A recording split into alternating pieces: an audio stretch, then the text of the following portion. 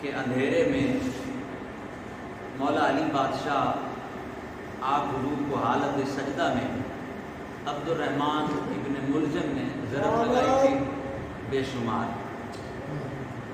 اور 21 رمضان کو 20واں روزہ اور پھر 21ویں روزے کو مولا کا نور حق جو ہے وہ پھر ایک نئے صورت میں کائنات پہ آشکار ہوا، آپ کی شہادت۔ اس پر میرا دل ہے کہ آپ کا سفر بھی دیکھوں اور موسم کی گرمی بھی دیکھوں، آپ کی تڑپ اور طلب بھی دیکھوں۔ اس پر انتہائی مختصر مگر خوبصورت گفتگو آپ کے کانوں کے راستے سے دل تک پہنچانے کی سعادت حاصل کر رہا ہوں۔ سب سے پہلی بات کہ ہم سب ایک سوال کرتے ہیں، خود ہی اپنے دل سے اس کا ایک جواب دیتے ہیں جو کہ عین قرآن و حدیث کے مطابق ہوگا کہ مولا علی شہید ہوئے، نماز کی حالت میں شہید ہوئے، نماز فجر تھی، اور تاریخ کی روایات بتاتی ہیں کہ مولا نے اپنے قاتل کو، چونکہ وہ ساری رات کا جاگا ہوا تھا، عبد الرحمن ابن ملجم ساری رات کا جاگا ہوا تھا، مسجد میں بیٹھا تھا، کب اذان فجر والی آئے تو اس کو نا عین اذان کے بعد نیند آ گئی تو وہ سو گیا، تو مولا علی نے اپنے قاتل کو خود اٹھایا، کہا اٹھ تیرا کام کرنے کا موقع آ گیا ہے۔ مولا نے جسٹ اشارہ دیا کہ بیدار ہو، اٹھ تیرے کام کرنے کا وقت آ گیا، اٹھ جا۔ وہ بیدار ہو گیا کہ واقعی نمازی تو آ رہے ہیں مسجد میں اور علی بھی آ گئے ہوں گے اور میں نے ان کو بس شہید قتل کرنا ہے، شہید کرنا ہے۔ تو پہلا کام مولا نے یہ کیا، اپنے قاتل کو، وہ اونگ میں تھا، وہ ٹیک لگا کے سو رہا تھا، اسے نیند آ گئی، مولا نے اسے خود اٹھایا۔ پھر مولا مصلی تک پہنچے، جب مولا سجدے کی حالت میں تھے تو عبد الرحمن ابن ملجم نے پھر ضرب لگائی۔ تو عالی جناب اب تھوڑا سا میں اور کہیں چلا جاؤں تو کہیں، ایک تو گریبان انسانیت کے بڑے سستے ہو گئے ہیں، انسانیت کے گریبان کافی سستے ہیں، اسی لیے لوگ جلدی پکڑ لیتے ہیں چاہے ان کو قرآن کی آپ آیت ہی سنا رہے ہیں۔ ورنہ ہمارے مسلک کے اہل سنت کے بہت بڑے عالم دین جس نے صحابہ کے تعارف پہ کتاب لکھی، کہتے ہیں لوگوں کو تو پتہ ہی نہیں ہے حضور کے کون کون سے صحابی تھے، انہوں نے کہا مجھے ہزاروں صحابیوں کے نام آتے ہیں، تو انہوں نے صحابہ کے تعارف پر، صحابہ کی پہچان پر، صحابیوں کے نام، ان کی ولدیت، ان کے علاقے، اس پر ایک خوبصورت کتاب لکھی۔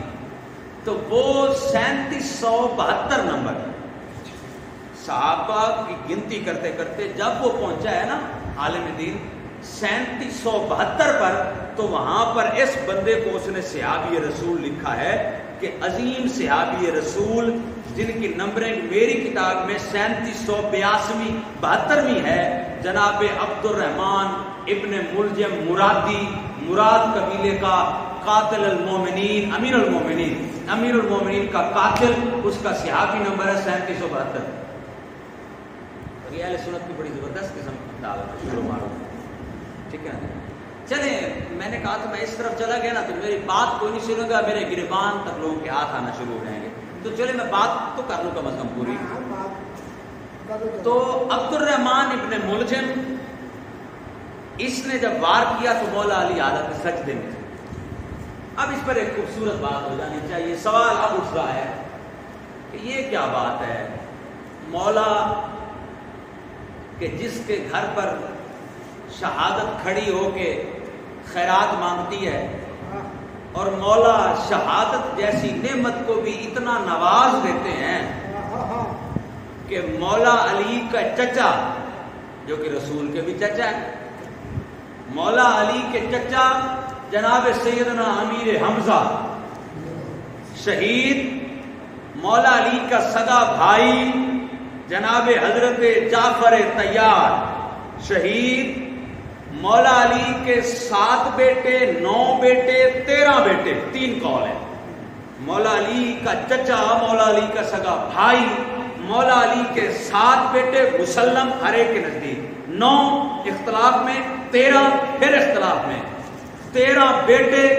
شہید، مولا علی کے پوتے چاہے حضرت حسن کی اولاد شہید، مولا حسین کی اولاد شہید، مولا علی کی نواسے سیدہ زینب کی اولاد وہ بھی شہید۔ یعنی جب شہادت جھولی پھیلا کے کھڑی تھی نا کہ علی میرے کچھ پا، کوئی اپنے بچڑے مینوں دے، تو مولا نے فرمایا تو میں تو پوری نسل سے ترتیب لگا کے رکھ دوں، میں چچا دے دوں، اپنا بھائی دے دوں، اپنے 17-13 بیٹے دے دوں، اپنے نواسے دے دوں، اپنے سارے پوتے دے دوں، اور میں علی تو دینے ہی شہادت آیا ہوں۔ مولا علی کا واحد خاندان ہے جس میں شہادتوں کی گنتی نہیں ہو سکتی، سارے پتر پوتے نواسے سارے شہید ہیں۔ تو سوال یہ خوبصورت ہے کہ مولا نے میدان جنگ کی بجائے سجدے میں شہادت کیوں دی؟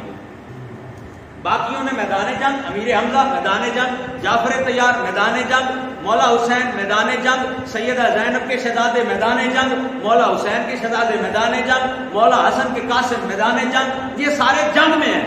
مولا علی خود مصلی پہ نماز فجر سجدہ۔ حضور اس پر بڑی پیاری بات ہے۔ معاملہ یہ ہے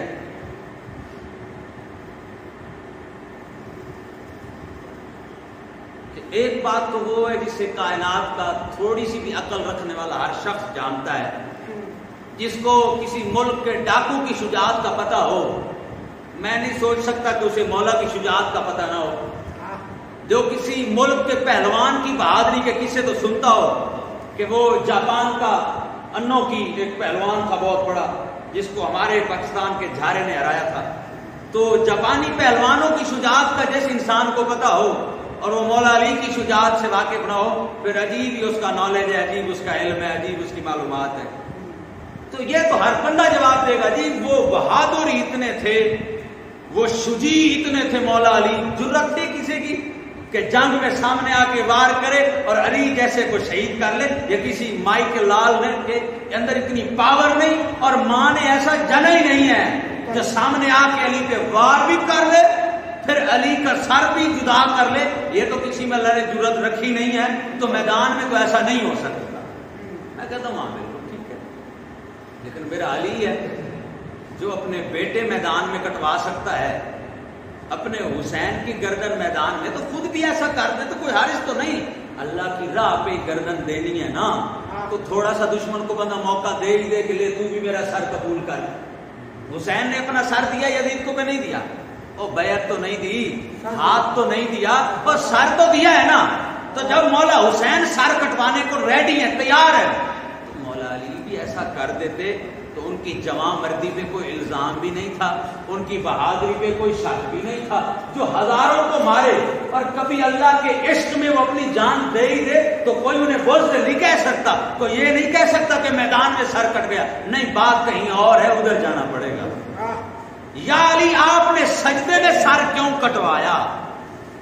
فرمایا ہم دونوں ہستیوں کا کام بھی یہی ہے کہ کائنات کو لٹریچر سے لے کر، تھیوری سے لے کر، بائی ریٹن یعنی قرآن، بائی ریٹن تحریری اسلام جسے قرآن کہتے ہیں، تحریری اسلام سے لے کر پریکٹیکل اسلام تک، اور شریعت سے لے کر تصوف و معرفت و حقیقت و عشق تک، یہ دین بندگان خدا کو یا میرے ویر مصطفیٰ نے سمجھانا ہے یا میں علی نے سمجھانا ہے؟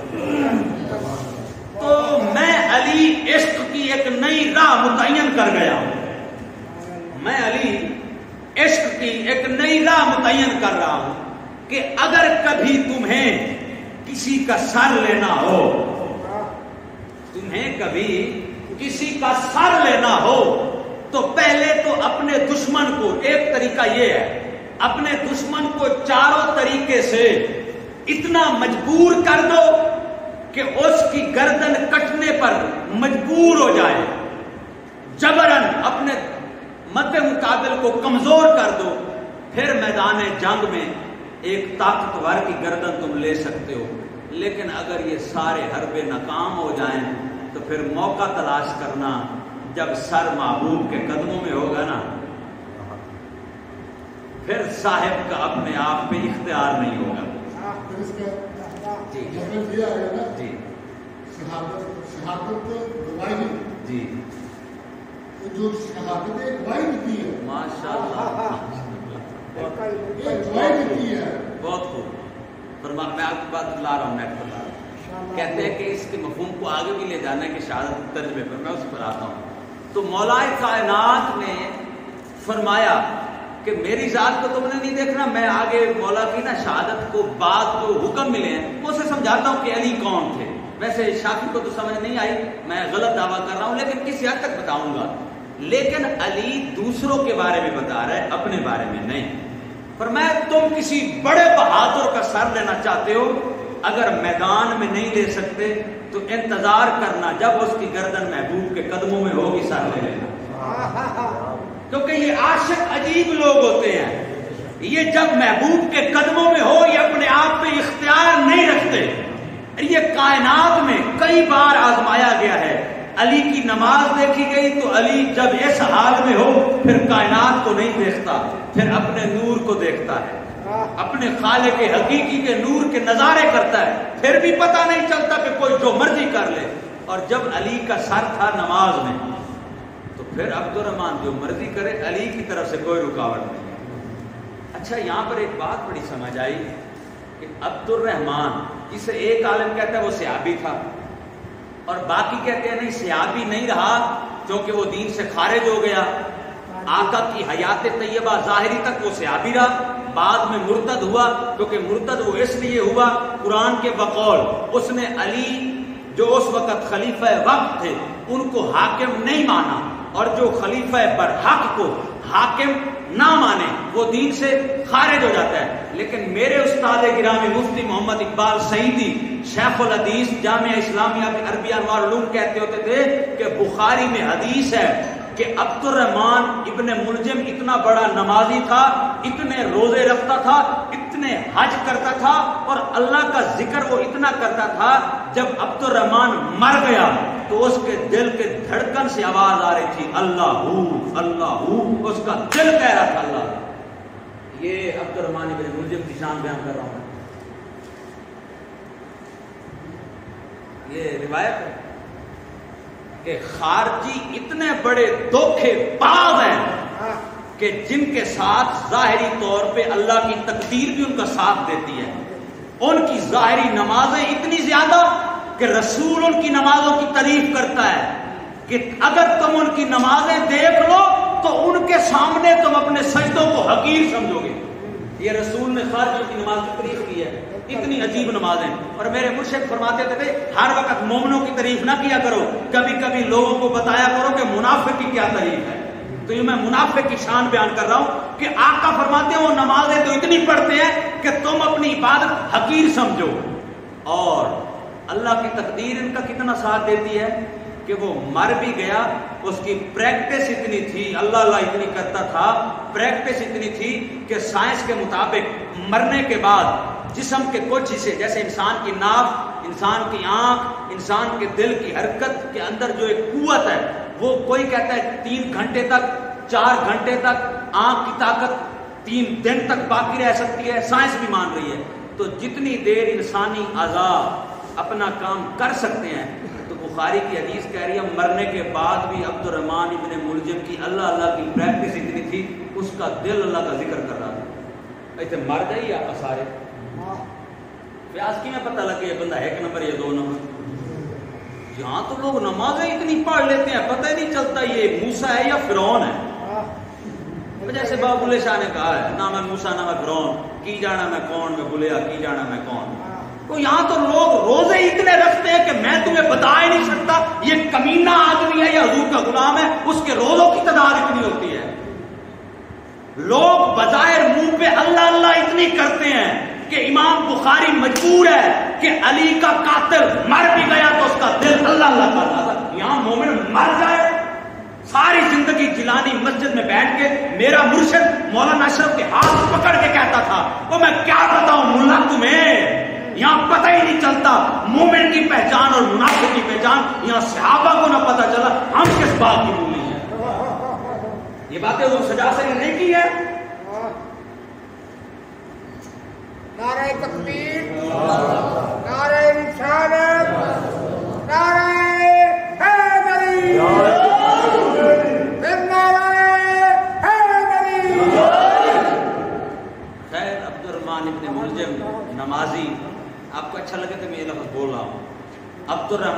ابن ملجم، علی کا قاتل، نمازی، روزے دار، اللہ کا ذکر کثرت سے کرنے والا، اور صوفیوں میں ایک اصطلاح ہے قلب جاری ہونا، جو ہمارے سیفی کرتے ہیں، نقشبندی پیر سیفی، تیرا قلب جاری کرو اللہ اللہ، تو اسے کہتے ہیں قلب جاری ہونا، بندہ ہونٹوں سے نام ہی کرے دل کرتا ہے اللہ اللہ.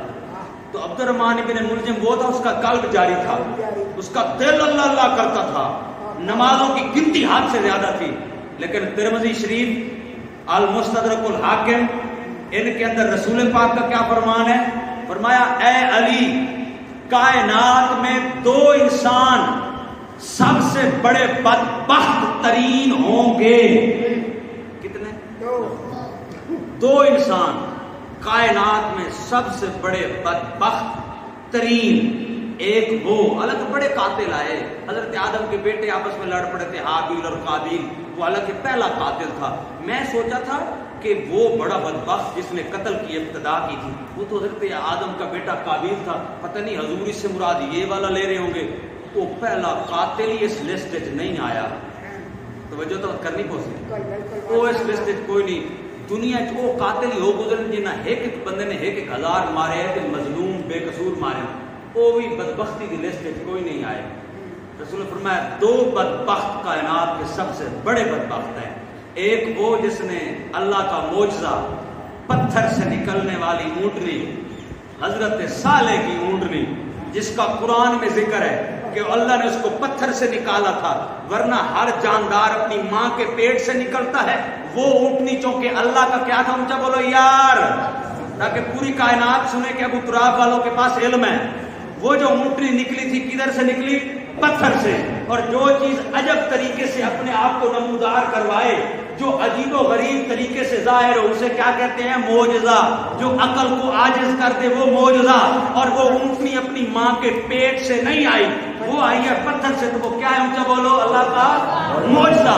تو حضرت صالح کی اونٹنی تھی اللہ کا معجزہ. تو اللہ کے رسول فرما رہے ہیں وہ بدبخت انسان تھا جس نے حضرت صالح کے دور میں اللہ کے منع کرنے کے باوجود اللہ کی نشانی، اللہ کے معجزے، اس اونٹنی کے پاؤں کاٹے تھے، اس اونٹنی کو مارا تھا، وہ پہلا بدبخت تھا. بالکل یا رسول اللہ، ساڈے دل میں سکون ہے، کیونکہ یا رسول اللہ ہم بے ایمان قسم کے مسلمان نہیں ہیں. ہم آپ کی بات کو سنتے ہیں ویسے ہی مان لیتے ہیں. دوسرا، آپ کی باتوں میں حقیقت اتنی ہے یا رسول اللہ، ہم اس لیے مان لیتے ہیں کیونکہ ہمیں پتہ ہے یا رسول اللہ ایک چیز اتنی خاص تھی کہ عقل کے بھینگوں کو بھی پتہ تھا اس کا ادب کرنا ہے، کیونکہ یہ عجیب طریقے سے آئی ہے، یہ واقعی اللہ کا معجزہ ہے. تے جڑا بدبخت پیار اللہ دے معجزے دا حیا نہ کرے، وہ آپس سے برادری دا حیا کرے سی، وہ عام انساناں دا حیا کرے سی. کہ ماں دے پیٹ وچ جمع کھربا لوگا دا انہیں کی حیا کرنا ہے؟ جڑا آسمانوں آئے معجزے دا حیا نہیں کرتا، اللہ دے اعجاز معجزے دا حیا کوئی نہیں. یا رسول اللہ وہ تو واقعی بدبخت. یا رسول اللہ دوسرا کون؟ فرمایا جو دوسرا ہے نا وہ پہلے سے بڑا بدبخت ہے. اچھا گل تو کلیئر کر رہے ہیں سائیں، لیکن لعنت ہو ہم جیسے بے وقوف جاہلوں پر کہ ہم رسول کی بات کا اعتبار کرنے کو تیار نہیں ہیں. آقا بات کلیئر کرتے ہیں، ایک انسان کو پٹ پہ گئی ہے، لعنت ہو جاہلیت پر کہ ہم رسول پہ بھی اعتبار کرنا چھوڑ گئے. ہمیں رسول پہ اعتبار نہیں رہا ان مسلکوں کے پیچھے پڑ کے. رسول کچھ کہہ رہے ہیں، ملا کچھ کہی جا رہا ہے، اور ہم ایسے جاہل ہیں رسول کی بات کو چھوڑ دیتے ہیں. حضور فرما رہے ہیں پہلا چھوٹا بدبخت تھا، دوسرا بڑا بدبخت ہے. اس وقت رسول پاک کے ساتھ حضرت عمار بن یاسر بھی تھے. حضرت عمار بن یاسر دوسرا کون ہے؟ حالانکہ اس سے بڑا کوئی نہیں جو سیدھا اللہ کے معجزے کوئی مار ڈالے. میں دوسرا بدبخت وہ قبیلہ بنی مراد کا شخص ہوگا جو میرے علی کے سر کو خون خون کر دے گا. کتنی گلا مننیاں؟ ممبر والے نہیں، مولویاں نہیں، فراڈیاں نہیں، یا رسول پاک کی بات ماننی ہے. رسول پاک نے سب سے بڑی بدبختی کا معیار کس چیز کو قرار دیا ہے؟ علی کے مقابلے کو. علی کی مخالفت سب سے بڑی بدبختی، علی کا مقابلہ سب سے بڑی بدبختی، علی کا بغض سب سے بڑی بدبختی، علی کا حسد سب سے بڑی بدبختی. اور سارے بدبخت جو ڈائریکٹ اللہ کے دشمن ہیں، مشرک ہے،